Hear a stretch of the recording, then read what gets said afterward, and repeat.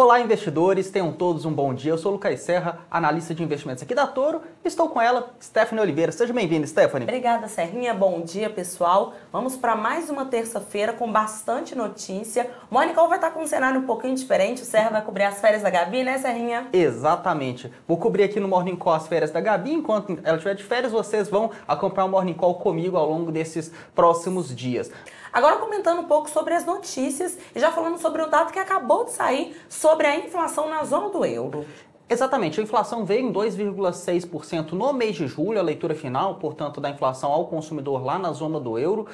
Alguns dados vieram até superando as expectativas do mercado e isso acaba influenciando o câmbio quando a gente para pensar no par euro-dólar. Até eu trouxe aqui dois gráficos para ilustrar bem isso para vocês. No gráfico à esquerda a gente consegue ver como que a inflação ela vem arrefecendo ao longo do tempo, depois de atingir mais de 10% em 2022, mas apesar desse arrefecimento, observe só na linha vermelha que mostra o dado cheio, o que a gente chama de headline, como que a inflação ela vem se mostrando resiliente, como que a inflação vem apresentando dificuldade de arrefecer rumo aos 2%, que é o objetivo do Banco Central Europeu. E já no gráfico da direita, a gente consegue ver como que o euro vem se apreciando em relação ao dólar. O dólar, então, perdendo força, principalmente por conta já da expectativa que a gente tem em relação a um corte de juros por parte do Fed já na reunião de setembro. É isso aí. E passando para a próxima notícia, falando dos Estados Unidos, justamente, a gente tem um movimento bem altista, tanto do S&P 500 quanto do Nasdaq. É isso, gente. S&P 500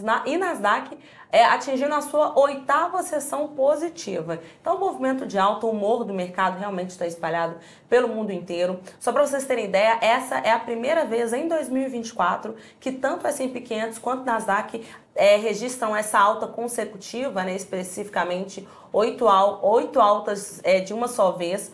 A gente sabe que essa movimentação de alta, ela vem de uma leitura de mercado de que talvez o cenário da economia norte-americana ele não esteja num cenário tão preocupante assim. E que possível o tão famigerado pouso suave ele possa acontecer. Algumas semanas atrás o mercado estava preocupado pensando que talvez o Fed ele tivesse atrasado com o cenário de corte de juros. Tá quase pensando assim, será que o mercado está errando de novo? Alguns anos atrás nós vimos o Fed bater muito na tecla de que a inflação é transitória. Então tá todo mundo com muito medo do mercado estar batendo numa mesma tecla e errar de novo. Só que dessa vez alguns dados estão chamando muita atenção do mercado.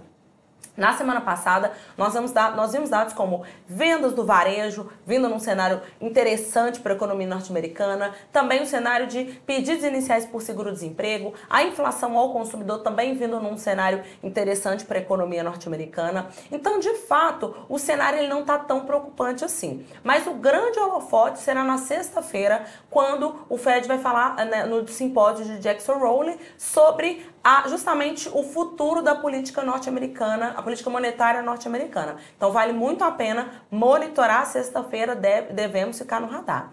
E falando sobre sexta-feira, Jackson Hole, o Fed, ele enfrenta um teste crucial justamente sobre desemprego. Muito bem colocado, Stephanie.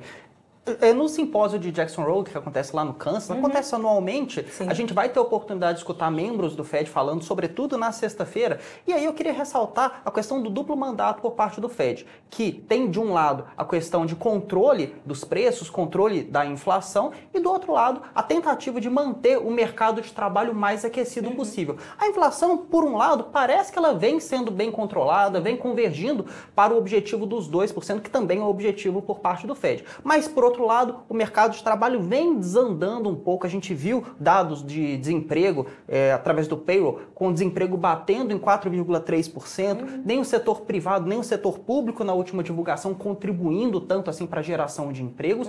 Então, justamente nesse simpósio de Jackson Hole, sobretudo na sexta-feira, pode ser uma sinalização de que o Fed, quem sabe, realmente reduzirá as taxas de juros a partir da reunião de setembro, com outros cortes possíveis ainda esse ano nas reuniões de novembro e dezembro, para tentar reaquecer o mercado de trabalho. Vamos ver, é o principal acontecimento da semana. E passando agora para a notícia mais política, com a Kamala Harris propondo ali um aumento do imposto corporativo. É isso. A gente sabe que a corrida norte-americana ela vai trazer ali alguns impasses. Nós vamos observar os democratas fazendo ali as suas campanhas, republicanos também. Agora, falando um pouco sobre a Kamala, também vou comentar alguns contrapontos com Trump. A Kamala ela propõe um aumento de uma taxa de imposto corporativo para 28%. Então, a intenção é trazer um aumento de 21% para 28% nesse aumento de taxa. Para vocês terem uma ideia, segundo o representante da assessoria e que faz essas comunicações da Kamala, ele disse que, segundo a Kamala, a intenção é trazer uma tributação ali para os bilionários e para as grandes corporações para que esse dinheiro possa voltar para os trabalhadores. Mas aí a Kamala ela reforça que não tem nenhuma intenção de aumentar os impostos para as pessoas que recebem até $400 mil no ano.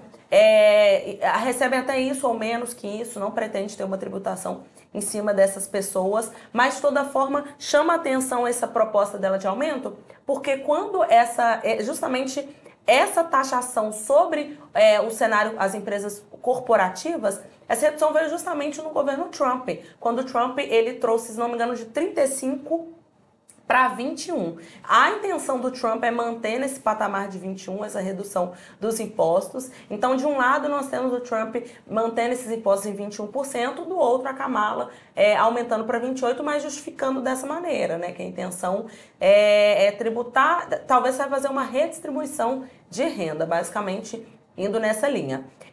Um ponto também que chama a minha atenção sobre esses discursos é como isso vai trazer quais são os próximos passos, no caso da Kamala, de uma continuidade e de Trump de um retorno ao governo. Vale a pena monitorar, vamos dizer, se isso vai trazer peso para as votações, se a Kamala ela perde voto ou ganha voto com isso, mas enfim, vale a pena monitorar. Agora falando um pouco de Brasil. Gente, é festa mesmo. Ibovespa fecha aos 135 mil pontos, bate novo recorde, é recorde atrás de recorde. Um movimento bem forte do Ibovespa ao longo das últimas semanas, pregões consecutivos altistas, batendo ali os 135 mil pontos, superando as máximas feitas no ano também, e surfando um pouco desse movimento lá de fora, Sim. né? Bolsa brasileira, a gente sempre comenta que está muito descontada, com indicadores como preço sobre lucro perto de mínimas históricas, Sim. bem abaixo da média, alguns desvios padrões até abaixo do que é esse comportamento médio.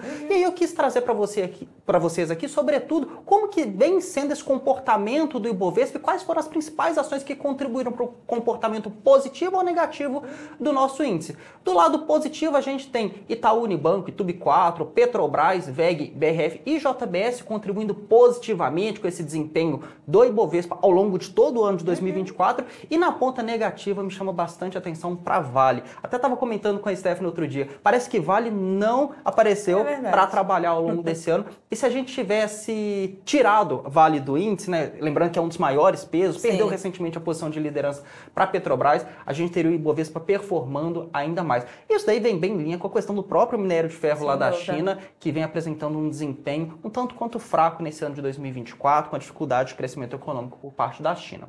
Nossa última notícia nacional diz respeito a um tom duro de Gabriel Galípolo. É isso, Galípolo ele vem num discurso bem direcionado, falando que se for necessário, vai aumentar juros, que a principal missão ali do Banco Central e principalmente da política monetária é o combate à inflação. Isso tem trazido um pouco de alívio para o mercado, tanto que nós vimos a movimentação do dólar, o dólar versus real, o dólar operando no movimento de queda. Gente, o dólar chegou a bater 5,80.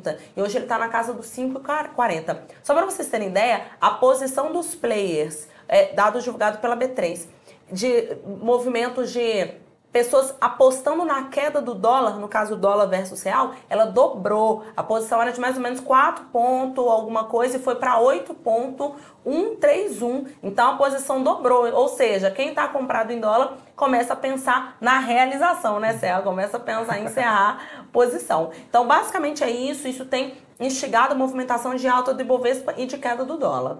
Então é isso, galera. Queria agradecê-los durante essa manhã de terça-feira. Te agradecer também, Stephanie, pela presença aqui no Morning Call. Sempre é um prazer fazer o Morning Call com você. Obrigada, Serrinha. Muito obrigada. Pessoal, fica aí porque eu mesma que vou conduzir o mercado ao vivo com vocês, gente. Então, forte abraço e vejo todos vocês amanhã.